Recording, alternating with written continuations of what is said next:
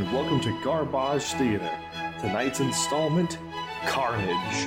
I'm your host Chase with my co-hosts Blake and John. Yeah.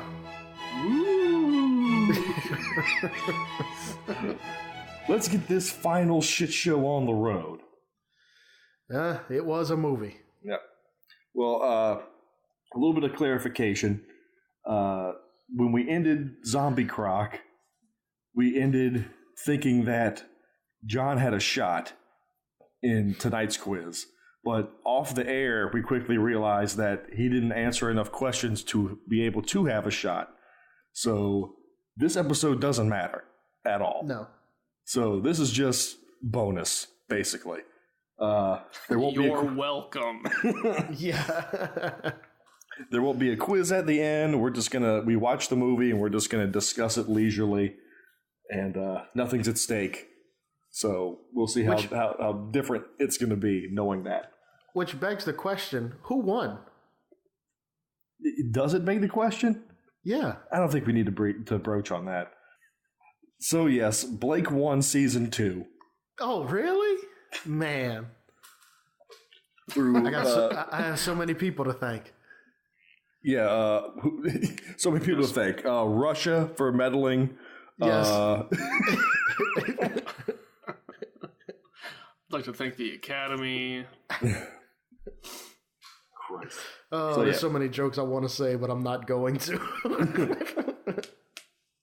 So Blake and John will be moving on to our special holiday month, and I will be moderating as they fight over getting their weapons.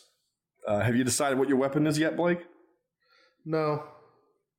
Well, Kind of anticlimactic, right? No. Nah. Well, you better before that contest ends, because you need to know it. Yeah, I'm gonna come up. I'm finding that a lot of the weapons in the Lord of the Rings lore don't make for funny Seagal tie-ins. Well, shucks. Yeah, I may have to abandon that approach. We can't always get what we want. No. Well, anyway, let's start talking about Carnage. All right. This was a movie that just kind of happens. This was It happens at you. Yeah. this was a less artsy, ham-fisted attempt at Pretty Little Thing in the House, or whatever it was called. Yeah, I'm the pretty thing that lives in the house is a way too artsy attempt at what this movie was. Yeah, and this is just the other end of the spectrum. You got Carnage over here, I'm the pretty thing that lives in the house over here, and the rest of film in the middle. Yes. I think you're right. Oh, man. I couldn't help but draw so many parallels to that movie, which made me wonder, did Netflix rip off Carnage?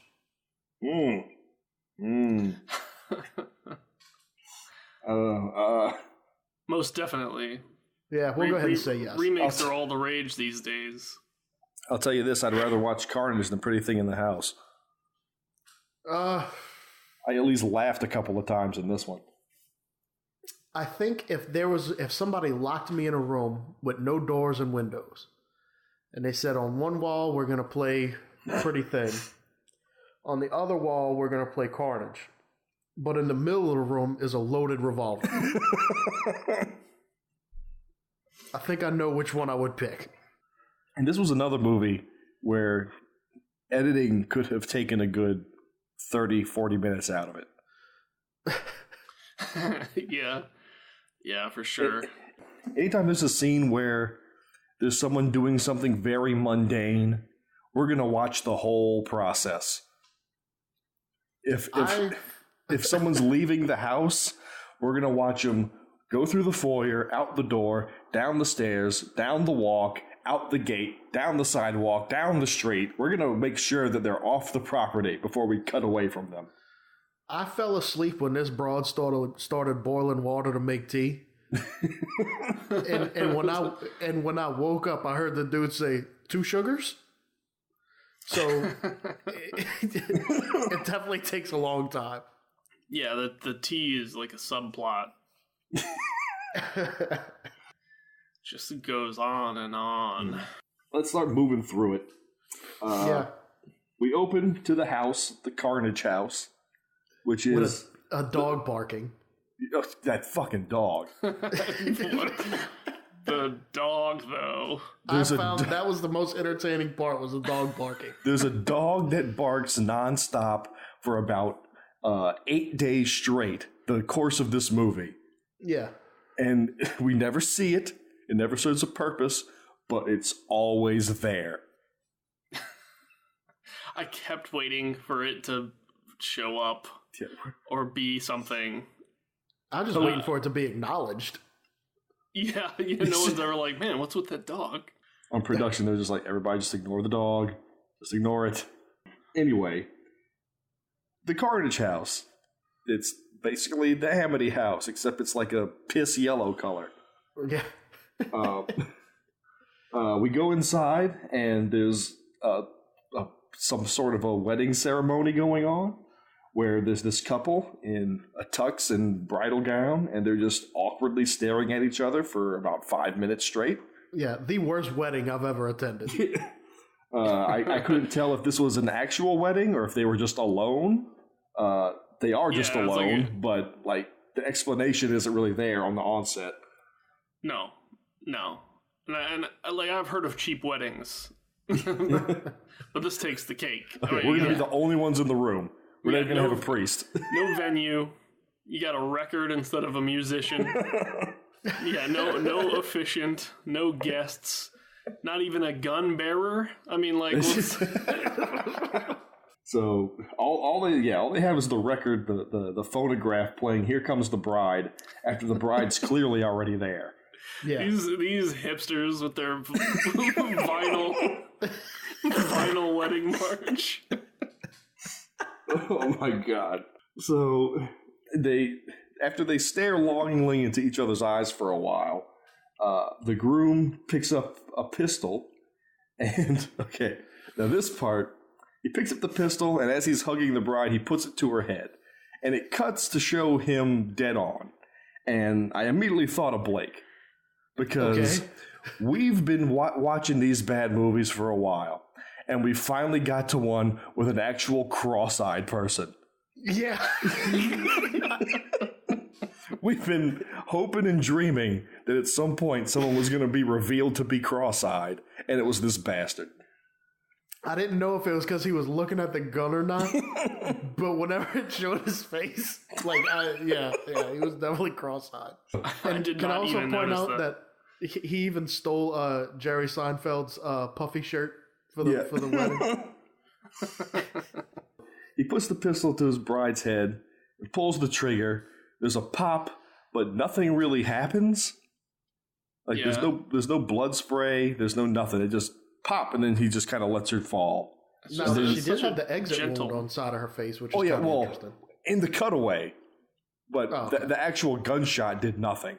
It didn't even mess her hair up. Yeah. It was also the smallest gun on record. Oh, did you see how he was holding the thing? Yeah, he was holding it with like just his pointer and his thumb, and that's it. Just very gingerly. So it's after like the cricket from Men in Black or something. Yeah. Dude had a noisy cricket. He has to use that on account of you can't aim with those cross eyes. So after he shoots her, he lets her down. He gingerly puts the pistol to his head and shoots himself. 3 years later. And that damn dog's still barking. That freaking dog. So a couple comes to the house. They're the new owners. They're the Hendersons, Carol and Jonathan. Jonathan, let's just call him Budget Alfred Molina. I call him Schlubby Gomez Adams. That also works. Shlomez Adams. That's a lot better than what I was thinking, because I was actually thinking Great Value John Lovitz whenever he's like acting like that. So the realtor brings them in. They sign the papers, and he leaves. And No, first they make out awkwardly in front of the old man. And then he leaves. Then he leaves. And we get to watch him walk again, out the door, down the steps, down the walk, out the gate, down the sidewalk, down the street, to make absolutely sure he's gone. He was like acting all weird, like looking back at the house and shaking his head. I have to assume like he was excited that he actually sold the devil house. Well, yeah. That goddamn dog barking all the time. Nobody wants to buy that house. I could deal with the ghosts and the flying cutlery, but Jesus, that dog. The dog. As they're, talking about how happy they are about this house, Jonathan finds a picture. Carol finds the picture and gives it to Jonathan, and they're looking at it, and it's the couple from earlier, and it flies out of Jonathan's hands and busts on the ground. Oh, son of a bitch! Son of a bitch! So Carol calls him, "Oh, Butterfingers." And he immediately gets pretty pissed off. Like, I didn't drop it. I'll kill you, you bitch. He got so mad. It's okay Also, if you dropped it, Shlomaz. Yeah, they were both commenting on how attractive the couple was. I mean, let's not get into the whole whether they're attractive or not. But they both say that they're an attractive couple, but in the subtitles, whenever Shlomaz talked, it said his subtitle said unattractive. So I was confused at first. I was like, did they knock the picture out of his hand because he called him unattractive? I don't know. That would make more sense. I'm siding with the subtitles on this one. Yeah. Although the subtitles many times just put parentheses mumbles. There was a few parentheses in audibles. Yeah. There was also a few parentheses dog barking. That happened a few times. Yeah. The sound was garbage. I mean, yeah. I don't even know if I would have been able to understand half the dialogue in this thing without the subtitles. John, when was this movie made? Shit. What did I say? Oh, 84 or 86? Okay. The fact that this was a mid-'80s movie boggles the mind. Unacceptable. This looks like it was made in like 71. Yes. If that. I mean, it seems like bad. a much older movie. Yeah, for sure. I mean, I guess Christ, the Gremlins came out in the mid-'80s. Shit. Wow. Remember that it cost something like $35,000 to make.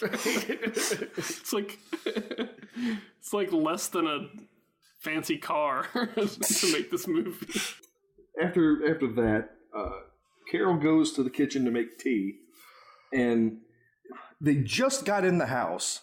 She walks into the kitchen, and she seems upset that the kettle didn't already have water in it. Well, no, it did though. It did have water. It did? It did. She shook it and then put it on the burner. I mean, this house is fully stocked with like current stuff. No, 3-year-old stuff. Yeah.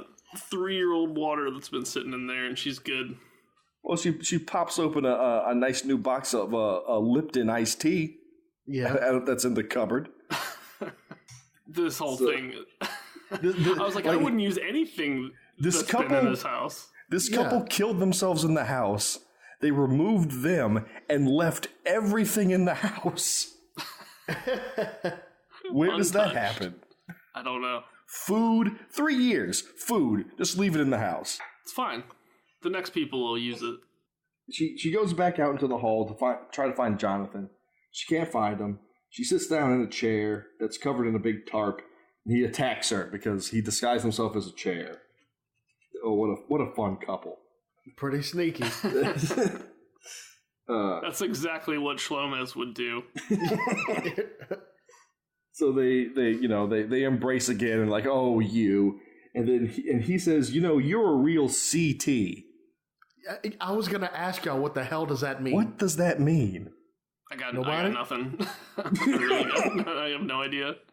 Yeah, I was really hoping somebody would have some insight, but that's going to be a mystery for the ages. They have tea, and while they're in there, the record starts playing itself. Here Comes the Bride comes back on. So they go back into the room. He takes the record off, and to keep it safe, he stores it in between the wall and the pantry. Just slides it into the crack between the furniture. But he keeps doing this. Like the picture, she's like, put it in that drawer, and he just like shoves it on top of something. And then he like crams into some infinite space behind a tarp. Just slides it under the fridge. And then the tea starts to slide around a little bit. Ooh, the tea moved. And that's the main gimmick of the whole ghost aspect of this movie, is that they move stuff a little bit. And they take no care to hide the fishing line that they're using to do it. No. And then the phone rings, and they're startled by that because the phone's not even supposed to be on yet. Answer the phone. There's no one on the other end of the line. Ooh. So that night, dog's still barking. That goddamn dog. Carol's run a bubble bath for Jonathan, and he's very excited because he's never taken a bubble bath before. Loser. And the dialogue between these two, they're always talking about, ooh, is there time for a bubble bath? Ooh, I don't know. Are you going to be able to get any rest? Would you two just fucking get it over with already? Whoa! You can't say that.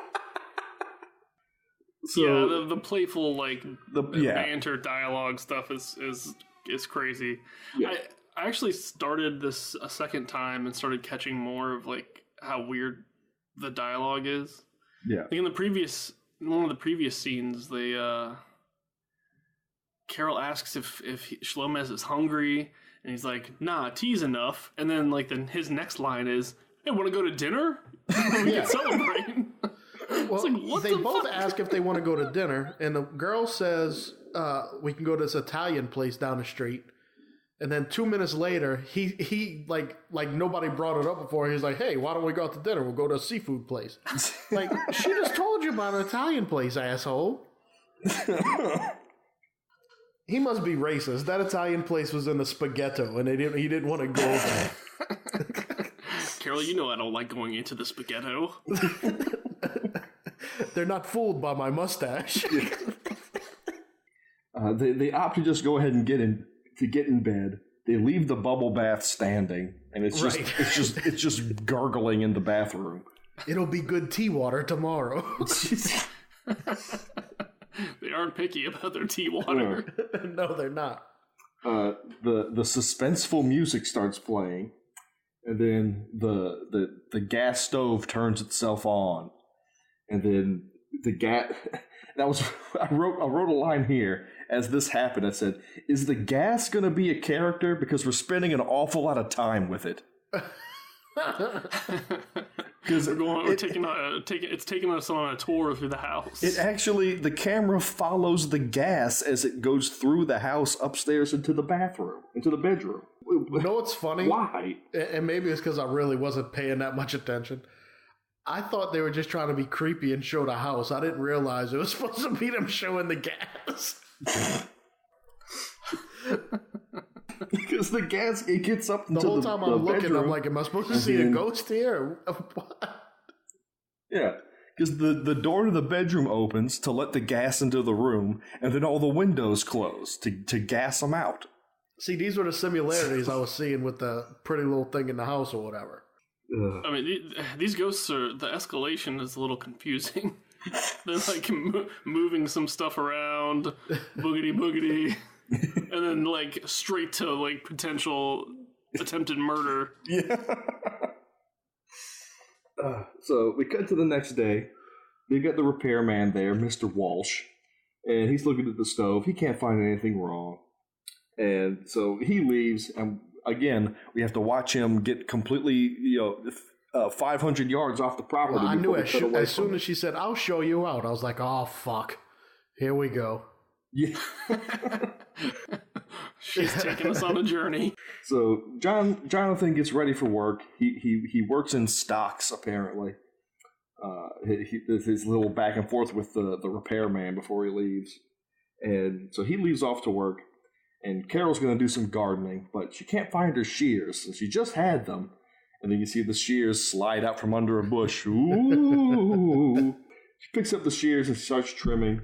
The house throws a shingle at her, because that's it.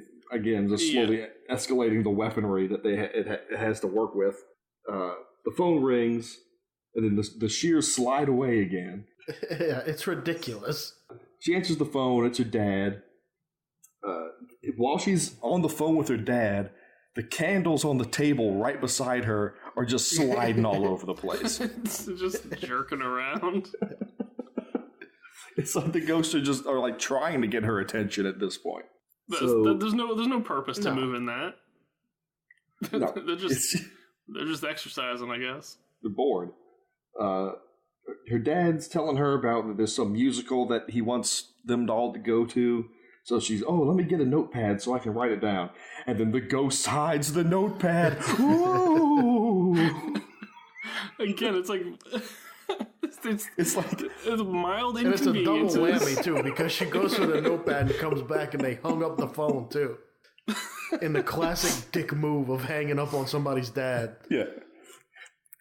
It's like 5-year-old pranks / homicide. Yeah, violent homicide. Also, did y'all notice whenever she tried to call her dad back, she only did put in 6 numbers? Well, if she would have put in a 7th number, she actually would have called somebody. Oh, I didn't think about that. That's got to be what it was, then. Nobody thought to unplug the phone. Not even the ghosts. She calls the dad back. The candles are still dancing around like crazy. Dad has to go because someone's at the door. And this woman comes in that I was questioning if this was his wife for like most of the movie. Because she comes in and he doesn't want to tell her who was on the phone. And she asks who's on the phone. He says, none of your business. Was it Carol? Yeah, it was Carol. Why couldn't you just say it was your daughter on the phone? Yeah, what's the big deal? Classic dad. Just being an ass. First off, if she lives there, why she got to knock on the door? Well, she had her hands full of stuff. That's pretty weak. Anyway, we got to cut back to Carol making yet more tea. She loves the tea. pot throws itself off the stove, so more spookiness. And, and here's where the first actual incident happens. So she decides she's going to have an apple with her tea. So she goes over to the butcher block that's hanging on the wall with the knives, and it's been shifting a little bit in the background while she's making tea. And so she puts the apple on the cutting board. The butcher block spins around upside down so that the knives are facing handle down. A knife falls out, blade down, lands into the cutting board, just the cutting board, and then it cuts away backwards, and the knife's in her hand on the cutting board. What you just explained, what you just said may seem like it's not supposed to make sense. However, that just started making sense to me. Because I have no recollection of this scene. I must have dozed off. I was wondering why there was blood in the sink, and now I know why. So it actually makes perfect sense to me now. The knives were upside down, and it fell out, and it was right side up again. And it didn't land in her hand. It clearly did not land in her hand. Well, at least it makes more sense to me now, because I looked at the screen and there was just blood in the sink, and I was like, how did that happen? Oh, well, I'm not going back and watching. Yeah, so she pulls the knife out of her hand, and she goes to the sink, and the blood's dripping in the sink, and the camera cuts for every drop of blood that hits the sink, because we needed to choreograph these blood drops perfectly. I thought that was I don't know. I thought that maybe that was some kind of artistic thing. I don't know. Yeah, it was pretty weird. I don't know why you couldn't just have a eyedropper with some blood in it, or something simple rather than putting in a cut every time a new drop of blood lands. I don't know. It's pretty weird. There's a lot of shit that add up in this movie. But then that house drinks up the blood and sucks it down the drain in an ominous fashion. So it's got a taste of human blood now. No more pranks. It's out for blood now. So that night, Jonathan's back home. Carol's telling him that Rose Novak is going to be coming tomorrow to be the new housekeeper. And Jonathan, he had a rough day at work and he's tired, so they just go straight to bed. No time for banging tonight. No, I don't think anybody in the history of going to bed goes to bed like this guy. He just lets out groans of pain as he lays down on his pillow.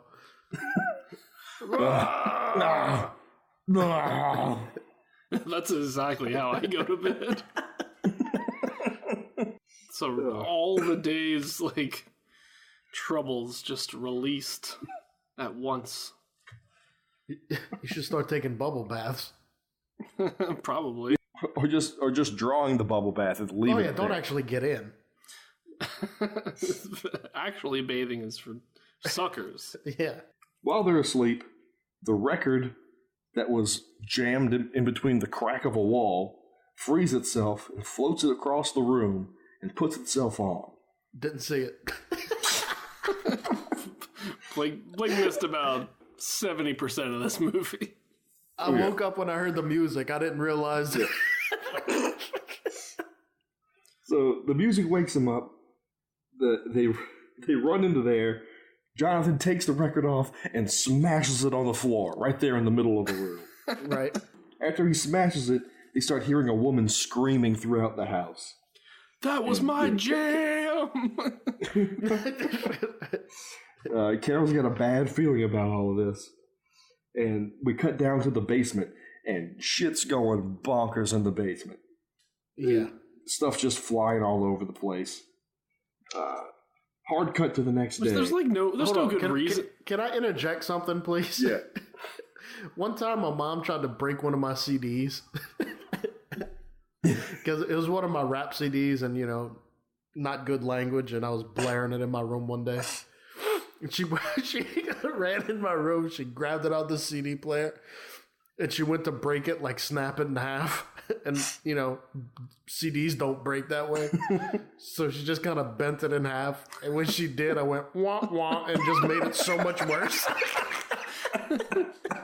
She's like, you see this? I hate this music. And she just bent the CD. Wah, wah. Yeah. So we cut to the next day. This whole thing here is this whole scene. They're just throwing characters at us, and I'm not sure if I should care about these characters or not. To learn their names, who they are, because it's. Is this the two dudes in a basement? No, this is the friends of Carol and Jonathan.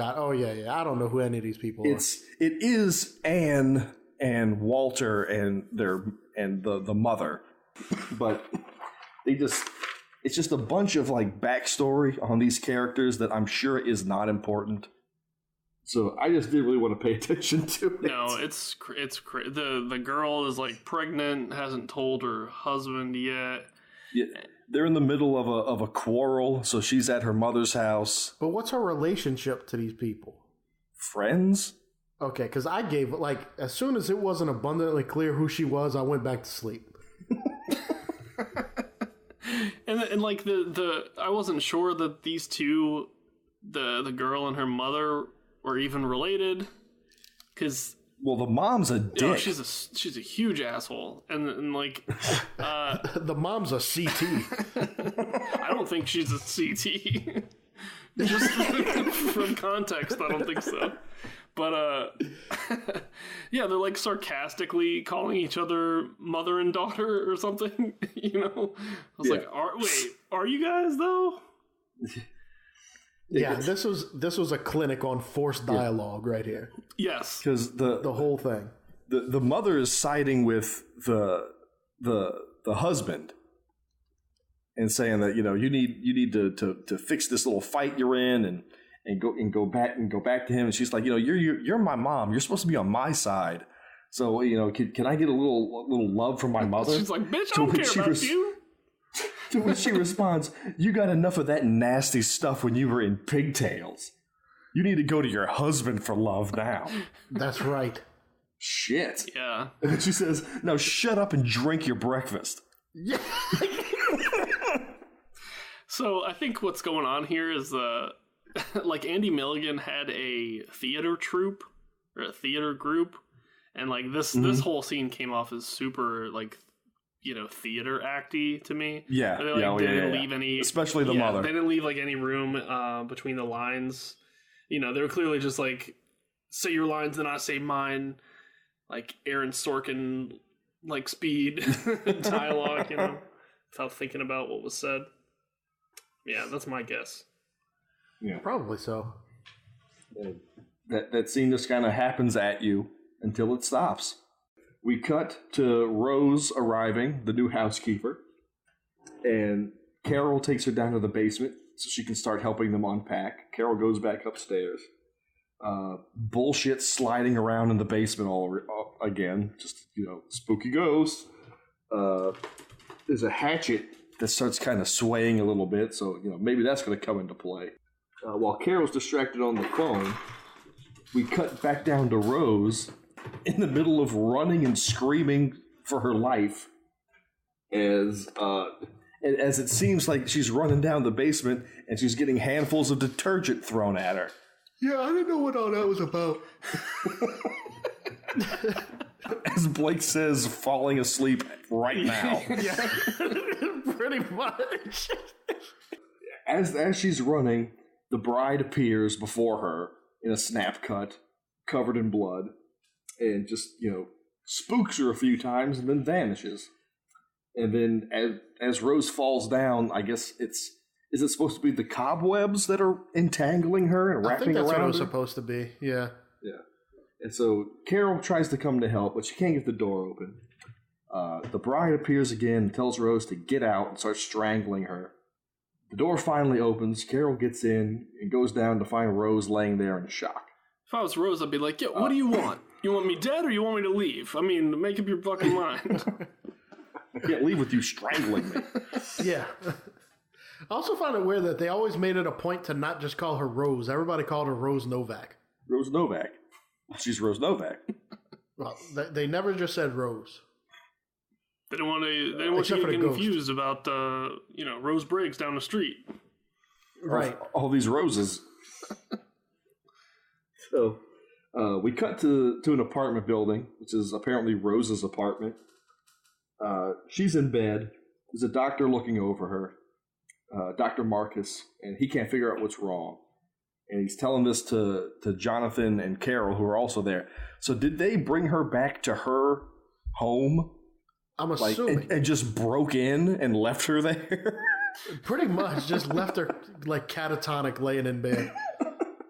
Because they just leave, like, you know, like, well, all we can do is hope she snaps out of this.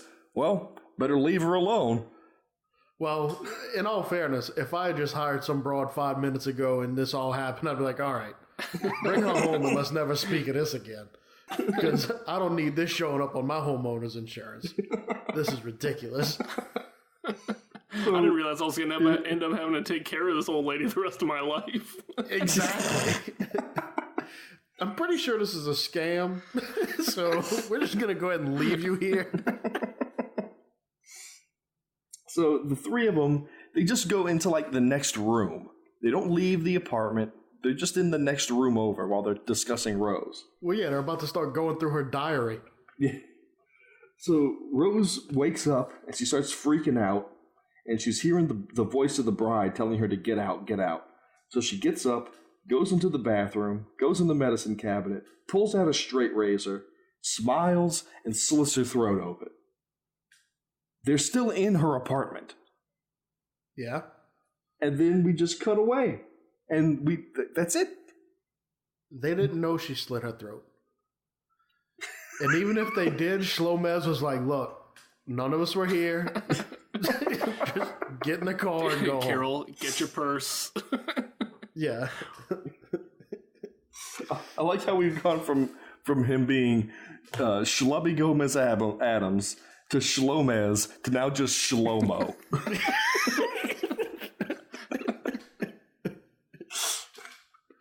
So we cut from Rose laying on the ground with blood spurting out of her neck. back to Carol's dad's place. And she's telling him about, the experience with Rose and what happened in the basement. While this happens, the mom just comes in. She just walks around the corner. There's a devil in that house. You should sell it, and then leaves. Yeah. And her dad's like, he's like, why you give a fuck about what happened to that old bitch? Yeah. Exit mom, stage right. If you're going to come in here talking like a CT, you can get your ass out of here. So we cut from that to Walter and Anne back at the other mom's place, and Anne's telling her mom that I'm not going to tell him that I'm pregnant. I'm going to save it for later. And they start talking about an Aunt Berthy. There's an Aunt Berthy in play now. Jesus Christ! Stop bringing in these backstory nonsense characters. We don't need to flesh these people out. We super don't. So we cut from that back to the house. I'm lost as to what day it is, what time of day it is. Back to that house with that goddamn dog still barking. That fucking dog. Still barking. Some creep comes creeping up. We're going to call him Budget Chuck Norris. And he's trying to break in. But don't worry. Watch Gnome is watching. The little garden gnome is just slowly turning like a turret and just watching every move that he makes. This may be a spoiler, but I'm just going to say it now. Budget Chuck Norris died way too slow. Yes. Well, from what he died from was kind of dumb, too. If I had to watch him slide down that wall with his mouth agape for any longer. Well, we call him a burglar because I guess we have to assume that, but it's never not clear at all what he was up to. Well, in the credits, there's Burglar 1 and Burglar 2. Well, that seals it. But still, what they do, I mean, they just sort of sneak into the house and then point at stuff. Yeah. So, he's looking for a way in. He can't find a way in. Then the second person comes up, and you don't really get to see him because it's such a dark scene. And I was like, is that a second person? Did someone else just join, like a random, like two separate burglars happened upon the same house and said, oh, hey, you're going to break in? Oh, yeah, let's go in together. Game recognized game. So they find like a vent in under the house that goes into the basement. So they crawl under there, and everything's so dark you can't tell what's going on. And then the second guy walks into the light, and I thought it was Tom Cruise for a second. Well, this was Tom Cruise's first role. He's budget Tom Cruise. This is pre-legend Tom Cruise. If there's one thing that can make this movie more scary, it's Scientology. So while they're in the basement, like John said, pointing at stuff, there's just a sword hanging on the wall that starts swaying back and forth, letting you know that the ghosts are onto them. The bride appears and spooks them good. And the hatchet from earlier flies across the room and cuts off Chuck Norris's hand like it was nothing. And the slow descent down the wall begins. Yeah. He runs back to the vent and climbs out, and then just slowly slides down the wall, screaming, dying from his hand being lopped off. Tom Cruise gets a pitchfork to the neck and pinned to the wall, and the sword comes off the wall and starts, just poking him in his little tum-tum a little bit. Yeah. His dummy's tum-tum. The poking in the dummy tum-tum starts turning into slashing as it's ripped open and a bunch of glop comes out. It's like the parts you cut off a chicken. Yeah, it's... He must have ate at that Italian place because there was nothing but fettuccine coming out of that dude's stomach. So this stuff starts coming out. So then they cut to a wide shot where he's pinned to the wall and he's holding his stomach, and the entrails start to get pulled out into the midair, like the ghost is pulling them out. Except I don't think he knew that his head was in shot, because as soon as the intro starts getting pulled out, he just smiles. I didn't notice. He's so amused at the effect that he can't help but laugh. Hey, look, Mom, my guts. He probably saw his partner over there still sliding down the wall slowly at this point and had a laugh at that. So he dies from that. We cut back out to Chuck Norris just sliding down the wall and dies. Yeah. And then we cut to later, I guess later, and everyone's home. Well, is there not a body hanging out on the side of the house? Yeah, this is a big problem for me for like the rest of the movie. I'm like, who's hiding? Who's the hiding bodies the bodies? just start piling up. Yeah, the bodies just start piling up, and there's no explanation as to where they go or if anyone cares. So later, John, Carol, and these two others who turn out to be Margaret and Tony, two brand new fucking characters that they don't bother telling us who they are. Tony, they all come out. Okay, so these are. Yeah, we don't. I don't know why the other two were more important. We got backstory on them, but not on like Tony and them. Yeah, I don't know what that's about, but yeah, they kept talking about coming over for their housewarming party. The housewarming party. That's what this is. And Tony, Ann and Walter Tony, by just the way, pulled up. is the guy when I was telling you Annie Milligan's life story. Tony is played by the abortion clinic bomber. Oh Jesus! Oh, shit. That's who that guy was. Okay. That just made this movie so much more interesting now. Like there's a fucking bomber in it. Not that I agree with him bombing abortion clinics, but yeah, he's still a mad bomber. Yeah. Just shut up, Blake. Shut up. Stupid. Again, they come out. Ann and Walter just arrived to the housewarming. It cuts again, and Walter's in the bathroom, and he puts on the radio and turns on the bathtub, and so he's going to take a little soak. And if you watch the trailer to this movie, I thought something was about to happen, and I was very disappointed that this was a tease. So he puts on the radio. He gets in. Anne is out in the bedroom brushing her hair, and suddenly the bathtub just starts spewing out smoke. Not steam, it's fucking smoke. And that's how you know it's hot. So Walter turns off the water and gets out. Then the bride appears to Anne in the mirror, and she screams, and they all come running in. And Anne tells them, "Oh, I saw a bride in the window." And they're like, what are you going to do? Yeah. That's right about now that Chuck Norris finally stopped sliding down the wall. So they say, Walter tells them, you need to get the plumbing fixed. The water just got scalding hot. And like, well, we've never used that bathroom before, so oops. No, they said they've never run the bath before. Yeah. So which made me mad. Because it's like, okay, the bubble bath never existed. Well, they never got in, so why count it? But they would have had to run the bath to get the bubble bath going. Yeah, but they She's wouldn't. saying they never done that. Who knew the temperature of that bath? Nobody got in it. Either people... Okay, wait. Nobody's taking baths around there. That's all that amounts to. Why are they taking baths in the first place? Have you ever been to a housewarming party where everyone takes a little bath first? That's what I do at every housewarming party I've been to. Oh yeah, every 3-day long house party that I've ever been to. They're like, Blake, we're on dessert. Where you been? You coming down in a robe with like the owner's monogram like on it. What I don't do is move into a house and wait a solid month before I bathe. Yeah. So it cuts to what I'm assuming is the next day, and there's a big spread of food it's like a big breakfast spread. I think it was just that evening.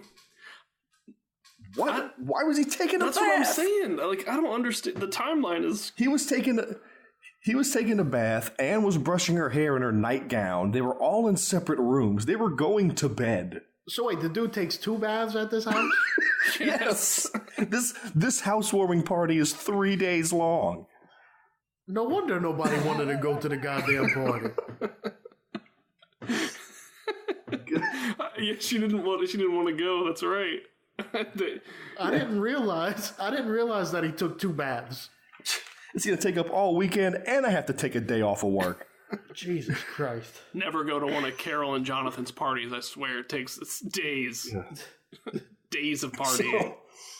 So, the next day, they're all meandering around the house and mingling, and there's all this stock background noise like the house is bustling with people. It's just these 6 assholes. 6 people.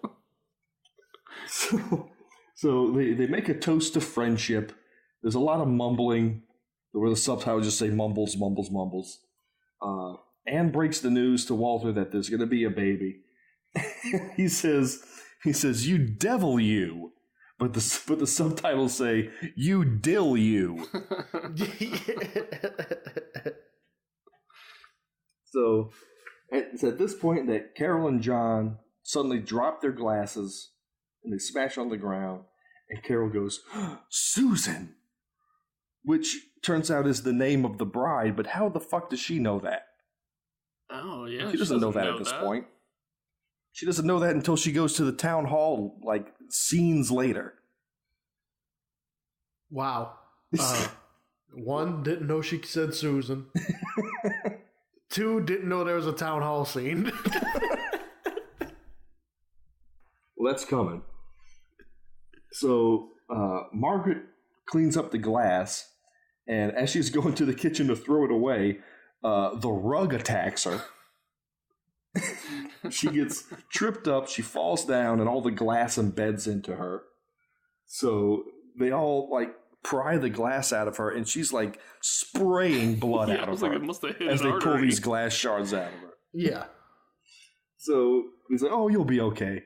They throw the glass shards in the trash can, where when they leave the room, it bursts into flames. But the house party continues. So weird. Oh, yeah. We got another 48 hours of this bitch. It reminded me of Christmas Vacation whenever the wife's trying to tell Griswold, maybe everybody should just go home. And he's like, "Oh, no. Everybody's staying." Did you catch that part where, like, I think it was Tony and Jonathan are talking, and he's like, he's telling Jonathan to put a second kitchen on the upper level? Yeah. I was like, what? Why? Everybody needs 2 kitchens. Yeah, Didn't he say something like less steps or something like that? Yeah, less steps. You know, what you really need is just one house that's all kitchens, and then, like, another one that's all bathrooms. But then you need a house that's all bedrooms, but each bedroom also has a kitchen and a bathroom in it. No, you don't want your old lady saying she don't feel like going to the kitchen because of the stairs, do you? You know what? Just live in a restaurant. I hear there's a nice Italian one down the street. So Jonathan walks into the Italian restaurant down the street and the fucking Scadudos blow him away with a shotgun. So later, Carol is upset about something being wrong at this house. And Jonathan says, "Don't worry about it.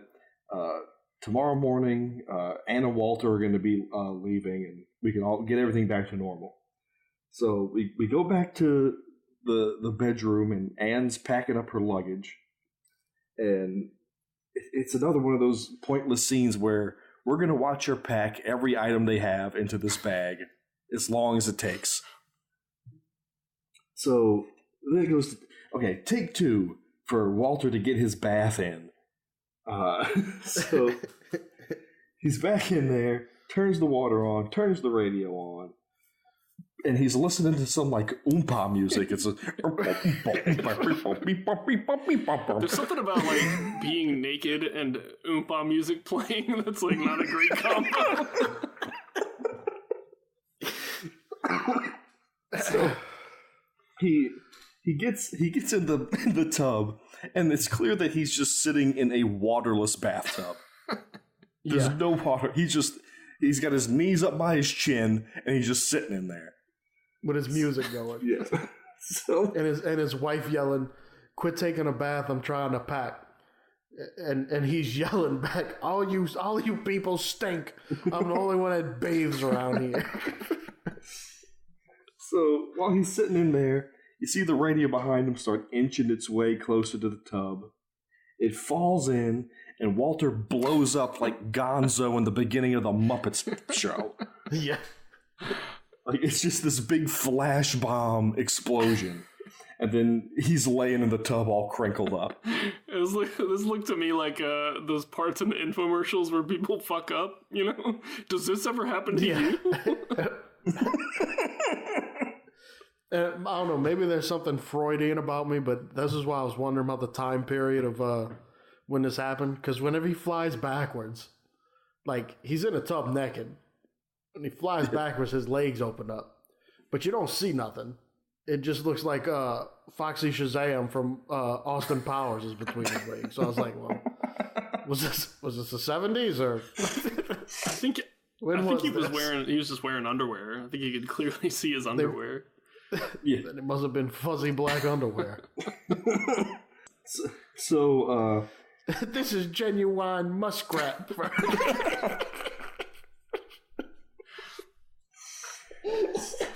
So we cut from him laying in the tub dead to the next morning at his funeral. Yeah. Cut straight to his funeral. Did I fall asleep that fast? Straight to his funeral.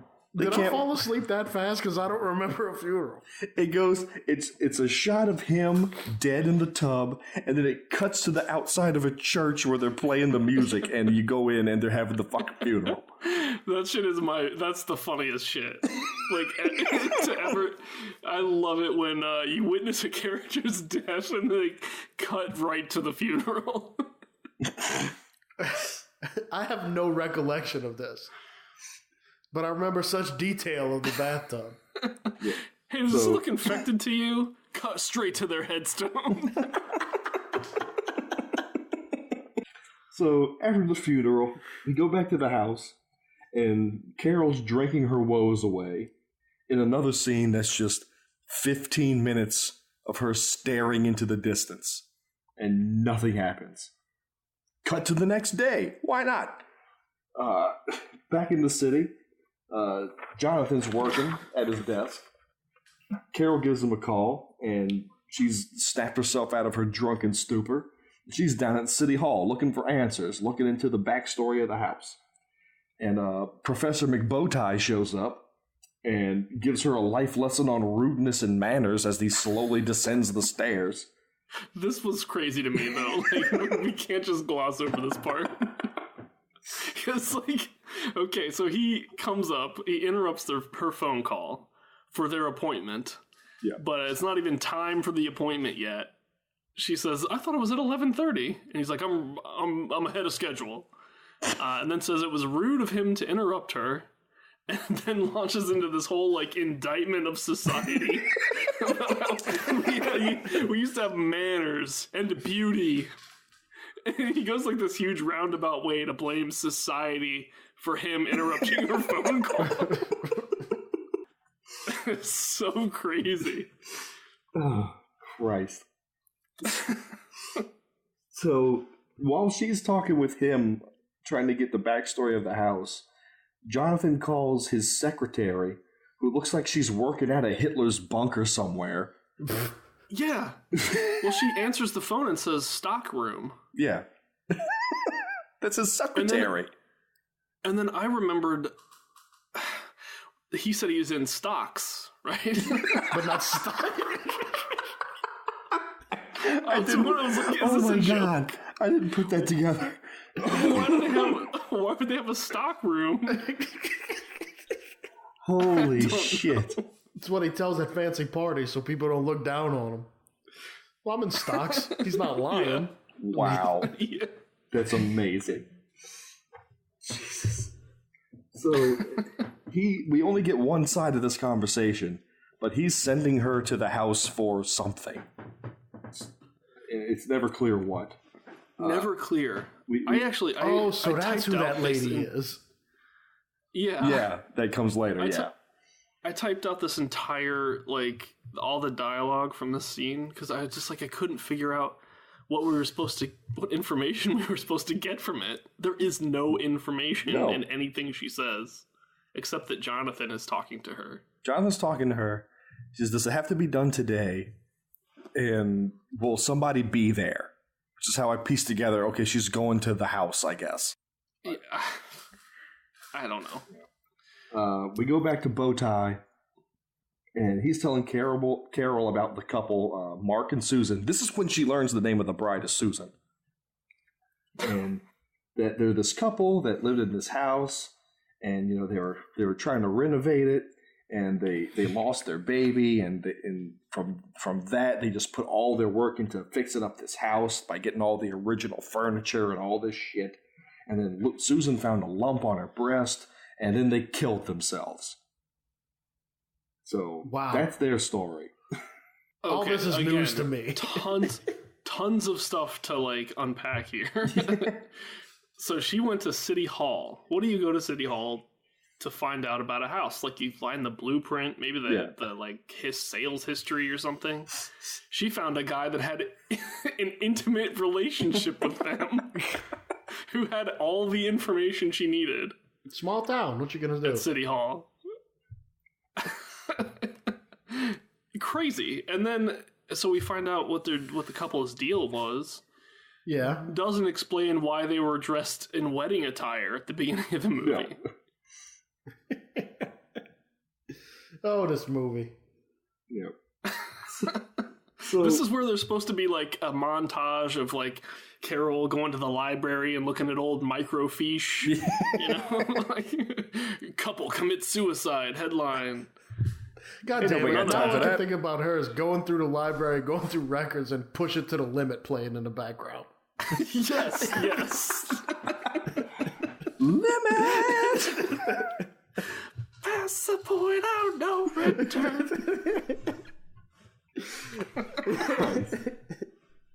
So from there, we go back to the house, and the secretary shows up, and there's an ominous axe just out in the opening, laying in front of the house. Yeah, you see, I didn't know who this woman was or where she came from.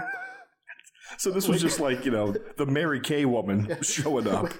Which actually is a good segue on the last episode. I didn't know who this woman was or where she came from. Another book by John.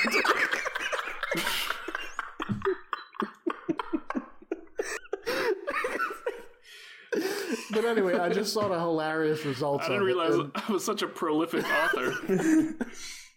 I saw the result of it.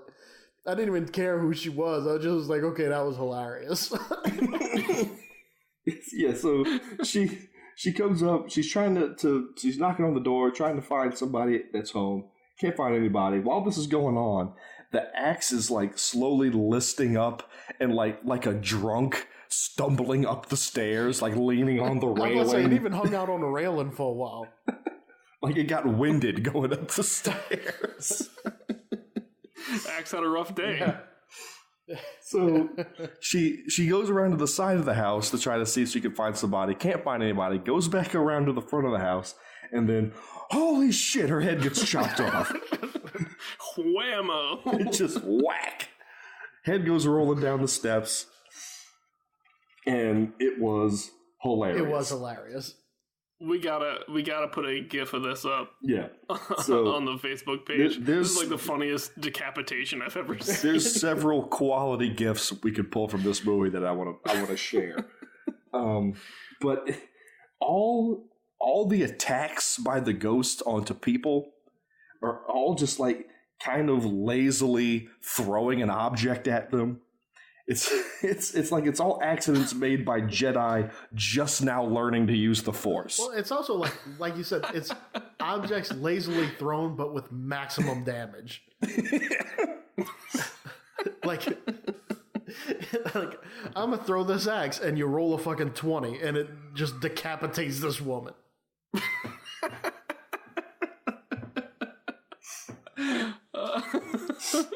Oh man. So and it's like, oh man, the body is like, it's clearly a mannequin. Yeah. It's a plastic mannequin. Yeah. The body doesn't move. It's like this stiffly sort of like rolls around on its feet or whatever before falling over. It's the base of it that the feet are attached to. Christ. Nothing like when you and I did our head bashing in scene for our movie, where we took the time to make a plaster cast of the actor's head so it was realistic. We filmed it all in silhouette so that you couldn't tell that, it was a paper mache head. No, just show the fucking thing. Just just dress up a mannequin. Who gives a fuck? When are y'all going to just submit that movie to Amazon? I got to get it. I don't see why we couldn't. It would clearly make the cut. Reason. John, I think you're the only person that still has a copy of it. I don't know where mine is. Yeah, I do have it. I wanted to... I have it it's digitized, too. I wanted to suggest this movie as one of our picks, but since we've all seen it...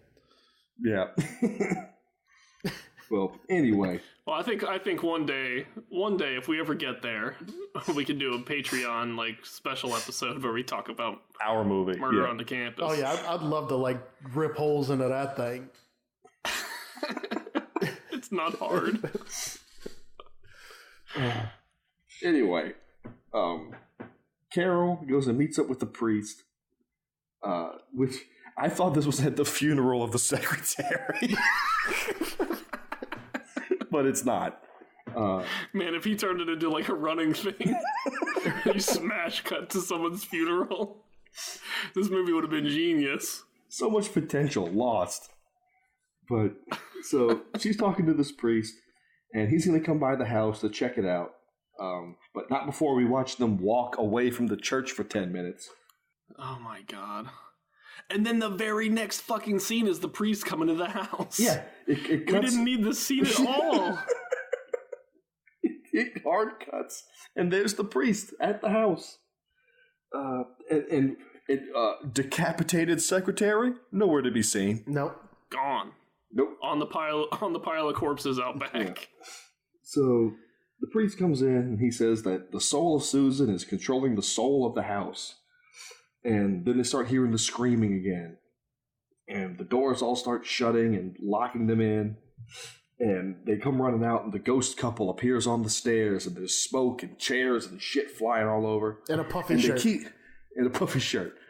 And they keep running from the kitchen door that's locked to the front door that's locked, back to the kitchen door that's locked, back to the front door that's still locked. Honestly, what I thought this whole time this is going on, I was just thinking about that scene in The Office when they do that. Whenever Dwight does the fire drill, yeah, and they're trying to get out. Save Bandit. There's a part right before all this shit starts popping off, where they're showing him around. They're showing the priest around the house, and his line is after looking it over, the house seems normal. And then Carol explains that they saw the woman or whatever, and then 5 seconds later he's like, way I see it, the soul of Susan is controlling the soul of the house. They've become one, just like every normal house on this street. What the fuck are you talking about? So while they're running back and forth, the rug again strikes and trips up the priest. A meat cleaver comes flying at them as they're trying to help the priest up and lodges in the wall. And then everything stops immediately. And the house is completely back to normal. All the spooky shit's gone. So they go arm in arm like Dorothy and the fucking Tin Man and the Scarecrow. And they start slowly walking to the front door all right, we're going to slowly and calmly go out the front door. And then the front door opens and Jonathan's going, oh, geez. Oh, geez. And so shit starts popping off again. So they sprint out the door. And right as they get out, the meat cleaver comes flying in and nails the priest in the back of the head.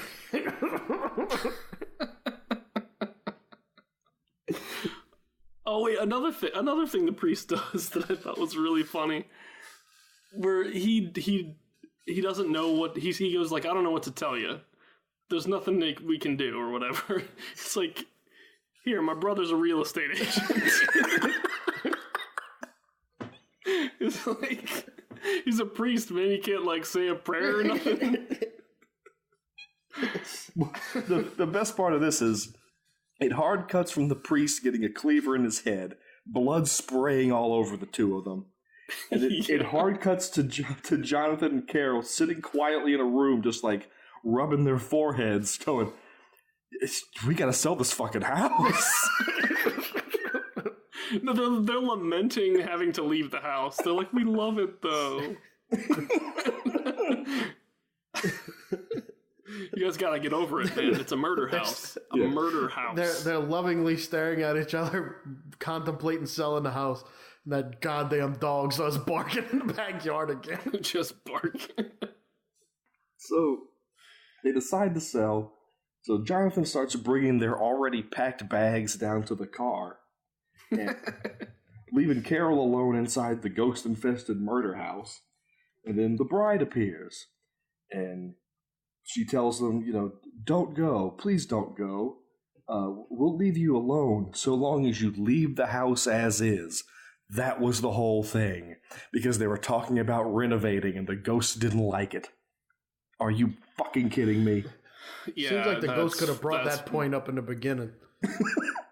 Yeah, seriously, instead of killing everybody. When they were scooting the appliances around, you could have, Instead of fucking around with my dad on the phone, maybe you could have mentioned that. And it has nothing to do with the fact that they're not like pissed about, that they were gonna die or they like lost their baby or whatever. No, just don't move don't move nothing. Yeah, just don't mess with the house, please. Don't throw out the credenza, please. So Carol tells the bride, "No, we just can't live here. I mean, Jesus Christ, like 19 people have died here in the last 48 hours. So cuts back to Jonathan. He comes back in, and the groom, Carol, and the bride are all standing there, arm in arm, smiling, and they reach out to Jonathan, and then we hard cut. Come back, Jonathan and Carol are in the same tuxedo and wedding dress as the beginning of the movie, and the whole opening scene plays out again, word for word. They tell each other they love each other. It takes forever. Yeah. They hug. Jonathan daintily picks up the pistol and puts it to Carol's head, and then pow, cut to black. Then we cut back out to the shot of the house with a big for sale sign again, and that fucking dog is still barking. Dog's still barking. The end. Credits roll. Oh man, I wanted. So we can only hope that it was the priest's brother that was selling the house too. Yeah. We've touched on a few things that they could have done to make this movie like a comedy, and it would have been brilliant. But if throughout the whole movie they would have just been like, "God, the dog won't stop, just won't stop." It's like little comment through the whole movie. Then at the end, they're showing that for sale sign. It just hangs silently on it for about 10 seconds, and then you just hear, "Boo, boo, boo," and then it cuts. It'd be fucking brilliant.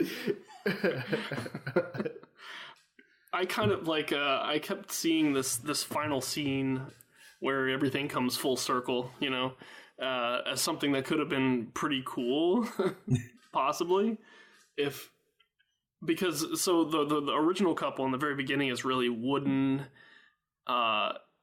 It's not really a believable like love type thing going on there. No. Mm-hmm. And then when we see Carol and Jonathan doing it, they're acting the same way, but we've seen them act like more lovey-dovey throughout the movie. So it's like seems fake here.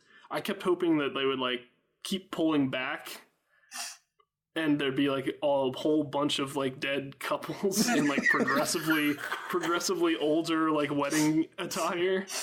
Like, and it goes way, way, way back to some other couple. And there was another good reason why the ghosts were mad. Rather than just, like, the not messing with the house or whatever. Yeah. Well, unfortunately. We're going to take down this wall in between your living room and your kitchen and give you an open concept.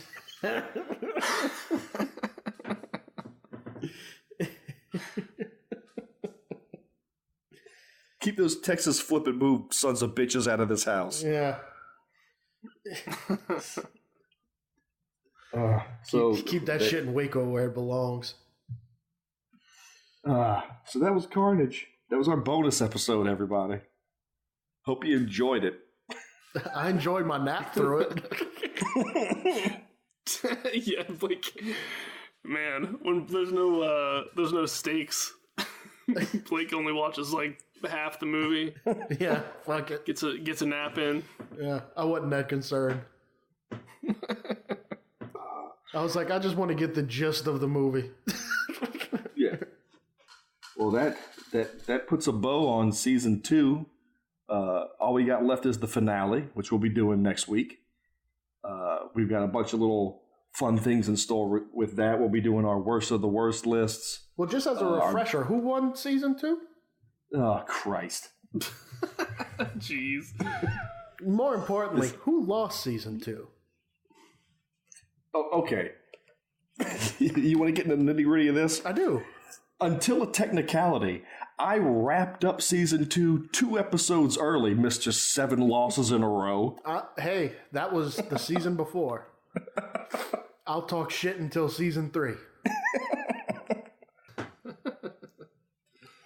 Well, oh, man. So there we go.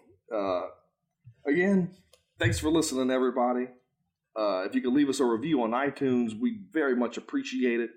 While you're there, you can subscribe, get all of our latest episodes the moment they go up. You can like us on Facebook at facebook.com/Garbage Theater. Follow us on Twitter at @garbage_theater. On Instagram at @garbage_theater. If there's any movies that you would like to suggest to us, throw them at us. You can get in contact with us at Facebook, Twitter, or email us at garbagetheaterpodcast@gmail.com. Next week, we will do our finale, where we'll have a lot of little fun things in store for that. We'll explain what we're going to do for our holiday month, which I'm sure is going to be lots of fun. And yeah, that's it. Anybody got anything? I'm sorry, I fell asleep. What?